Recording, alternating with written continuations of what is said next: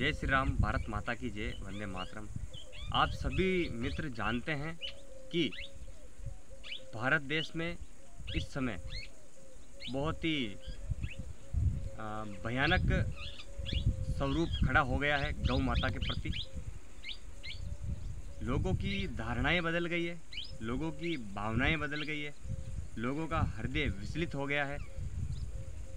लोगों का जो मन पहले हुआ करता था, जो किसानों का मन हुआ करता था, वो मन अब नहीं रहा है। सभी लोग इस प्रकार की बात करते हैं कि गौ माता से हमारा कोई नाता नहीं या कोई रिश्ता नहीं। तो उन लोगों को समझना चाहिए कि गौ माता हमारे लिए कितनी प्रमुख है, गौ माता का हमारे धार्मिक जीवन में कितना महत्व है। उस महत्व को समझना चाहिए, उस रंज को समझना चाहिए कि जिसे हम पीछे छोड़ रहे हैं। हम सभी लोगों को एक मुख्य रूप से एक बात समझनी चाहिए कि जब गौ माता हमारे जीवन में नहीं रहेगी तो हिंदू धर्म भी नहीं रहेगा। ये सनातन संस्कृति विलुप्त हो जाएगी।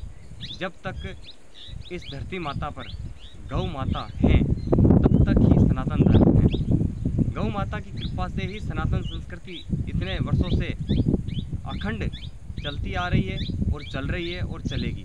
बस आप लोगों का सहयोग चाहिए कि आप लोग कैसे और क्या गौ माता के प्रति कर सकते हो और क्या करना चाहते हो। देखिए, समय निकलता जा रहा है, लोगों की भावनाएं बदल रही है। खैर कोई बात नहीं, जितने हैं उतने ही सही। उनके साथ में कुछ लोग और देखते हुए और भी जुड़ जाएंगे। अगर आप लोगों की सहायता रहेगी तो आप अपने मन को विचलित ना करें, आप अपने मन को छोटा ना करें और किसी की भावनाओं से ना खेलें।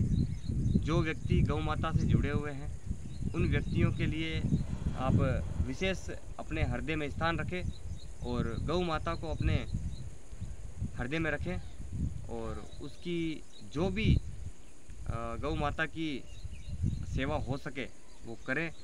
गौ माता के प्रति अपने विचार अच्छे रखें, तभी जाकर गौ माता बच सकती है। बहुत सारे समय पहले से गौ माता के लिए बहुत सारे विचार लोगों ने रखे हैं कि गौ माता से कैसे बिजली उत्पन्न की जा सकती है नंदी गौवंश से, और गौवंश का कैसे और उपयोग हो सकता है ताकि गौ माता ये बचे। तो बहुत सारे लोगों का ये मानना है कि जब किसान लोग गौ माता को नहीं बचा सकते हैं तो फिर दूसरे तो कौन लोग हैं जो बचाएंगे।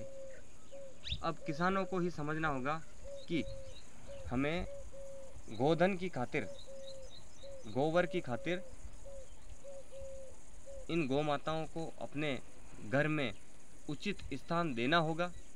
अन्यथा अगर इसी प्रकार से गौ माताएं रास्ता बदलती रही, भटकती रही, तो एक दिन हम भी भटक जाएंगे और हम भी बदल जाएंगे। हमारी जो संस्कृति है वो भी बदल जाएगी। इसका एक विचार अपने जीवन में रखना चाहिए। आप सभी लोगों से करबद्ध निवेदन है, विनम्र निवेदन है कि आप गौ माता को अपने आसपास भटकने ना दें, उनको एक उचित स्थान दें। हम लोगों को विशेष रूप ये ध्यान रखना होगा कि हमारे देश में गौशालाओं की कोई आवश्यकता नहीं है। गौशाला का मतलब थोड़ा सा मेरे दिमाग में अलग है, गौशाला का मतलब मेरी समझ में अलग है।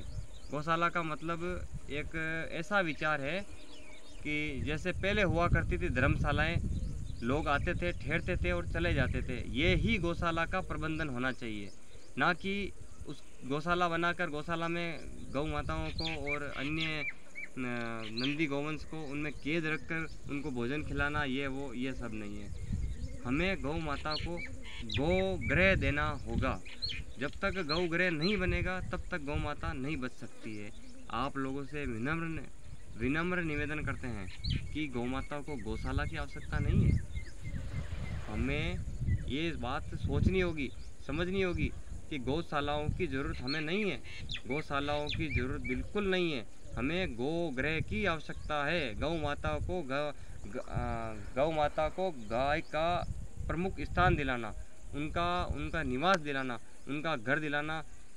और अन्य जो हमने किसानों ने बहुत बड़ी बड़ी गलतियां की है उन पर भी विचार हमें विमर्श करना चाहिए। हम लोगों ने गौ माताओं की ज़मीन पर कब्जा कर लिया। हम लोगों ने गौ माताओं के चरने के स्थान को खंडित कर दिया। हम लोगों ने बहुत सारे पेड़ काट लिए। हम लोगों ने इस प्रकृति का विनाश कर दिया। हम ही हैं इसके जिम्मेदार। किसी दूसरे को जिम्मेदार ठहराना उचित नहीं है। कहते हैं कि भारत में अभी गौ तस्करी चरम सीमा पर है। गौ तस्करी चरम सीमा पर है तो उसके जिम्मेदार भी हम ही हैं। हम ही वो निष्ठुर और नीच व्यक्ति हैं जिनकी वजह से ही तो आज गौ माताएँ रोड पर दर दर की ठोकरें खा रही है। और गौ माताओं को जब तक उचित स्थान नहीं मिलेगा तब तक वो ठोकरें खाएगी। और फिर कुछ स्वार्थी लोग उनको अपने धन की खातिर, पैसे की खातिर गौ तस्करों को बेच देते हैं, कसाईयों को बेच देते हैं। तो उनकी गलती नहीं है, गलती हमारी है कि हमने गौ माताओं को उनका गोगृह नहीं दिया, हमने गौशालाओं का प्रबंधन दिया, हमने विचार बदल दिए, हमने हमारी संस्कृति को विलुप्त करने के कगार पर लाकर खड़ा कर दिया। तो ये गलती हमारी है, हम लोगों को समझना होगा। जय सिया राम।